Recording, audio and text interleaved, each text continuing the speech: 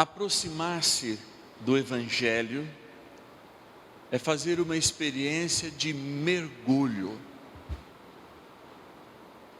Aproximar-se de Deus, que se manifesta no Evangelho, é a mesma coisa. A gente põe o pezinho, às vezes tem medo da água, às vezes a água está fria, a gente põe o outro pé e mergulha até onde a gente quiser. Num certo momento o Senhor diz para os seus discípulos, do Quinalton, que na verdade a melhor tradução é: aprofunde a vossa experiência nesse mar. Aprofundar a experiência na palavra de Deus é aprofundar o seu encontro, e a cada passo que nós damos, nós vamos sentindo menos segurança, vamos nos sentindo mais dominados pela água que nos envolve, e vamos perdendo inclusive a capacidade de nos locomover como nós nos locomovíamos, e de repente nós somos tomados, nós continuamos a ir para o mar de Deus. Tem um momento da nossa vida que já não tem mais sentido viver com a cabeça para fora nesse mundo, e aí a gente mergulha. É o nosso passamento, é a nossa morte. Às vezes tem uns que lutam para não mergulhar, mas todos de fato um dia acabam totalmente em Deus, voltando para a eternidade. Por que é que o padre está dizendo isso?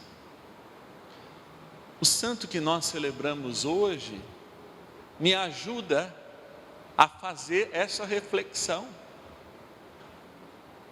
É sem dúvida nenhuma aquele que colocou o conceito de Deus mais perto de pessoas que não são profissionais, mas são quem primeiro experimentam a palavra de Deus de modo a anunciá-la. E chamamos estes homens de teólogos.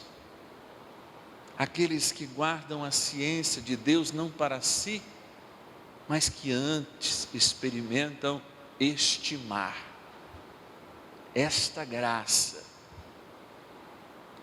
É por isso, amados, que nós somos tão e tão chamados a aprendermos as coisas de Deus.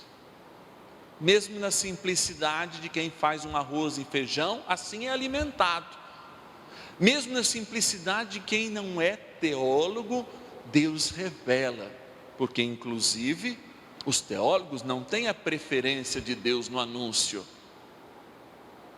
Quem tem são os pobres, os simples, que mergulham sem medo, que deixam se encontrar neste mar que é Deus, sem nenhuma resistência. Hoje, a nossa cultura resiste se banhar naquilo que lhe dá vida, e por isso existe tanta porcaria cultural, se vomita nas rádios do mundo, se vomita na literatura, se vomita muitas vezes nos jornais, e desculpe essa palavra pesada, porque muitas vezes a gente prefere, como urubus que nós somos muitas vezes, o cheiro da carniça que somos acostumados ao frescor de que, quem sabe, dizem que a água é inodora, mas quem sabe, sabe o perfume da água.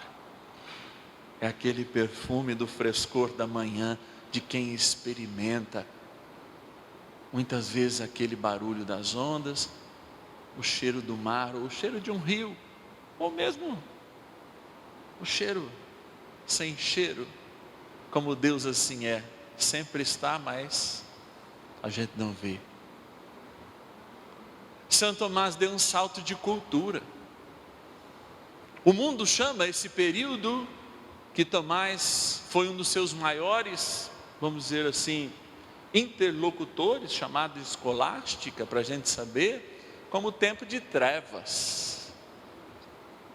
Porque lá nascia a cisânia de um mundo que não queria admitir Deus reinando, de um mundo que preferia a carniça, de um mundo que foi plantando uma cultura que teve o seu ponto máximo no modernismo, e hoje a gente engole e entra nessa piscina suja e se farta de tantas e tantas porcarias, se esquecendo destes grandes homens, como São Tomás de Aquino.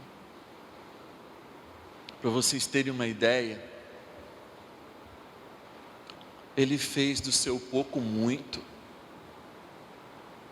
Sabia por que universidade chama universidade? A palavra católico em grego quer dizer universal. Existiam sim cursos de graduação, não como os de hoje, naquela época, mas Tomás teve uma grande ideia. Nós queremos colocar uma ciência, primeiro conhecer a Deus, depois encontrar um caminho, a filosofia, que escrava desse conhecimento a Deus, pudesse iluminar logicamente todas as outras ciências, para que uma pequena pesquisa nas humanas, ou nas ciências naturais, como chamasse na época, ao se fazer as últimas perguntas, ou perguntar que aquele fenômeno não tinha sentido, pudesse encontrar na filosofia e depois na teologia uma resposta segura e certa. Este homem inspirou a igreja